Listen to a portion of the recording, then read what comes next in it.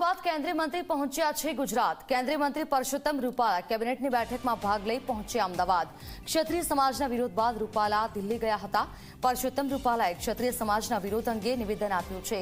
આ વિષય અંગે અમારા આગેવાનો વિચાર કરી રહ્યા છે તેવું કહ્યું છે।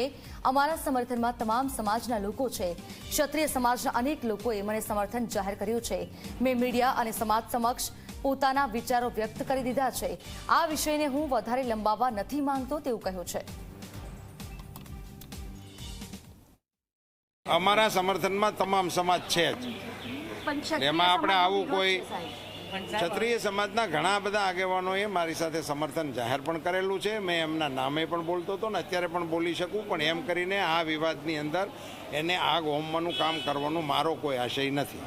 મેં કહ્યું ને એમ કે મેં પહેલી વખત મારા વિચારો વ્યક્ત કરી દીધા, મીડિયા સામે પણ કરી દીધા, સમાજની વચ્ચે પણ કરી દીધા। એટલે મારી દૃષ્ટિએ હવે એમાં હું વધારાની કોઈ વિષયને જોડવાના મતનો નથી।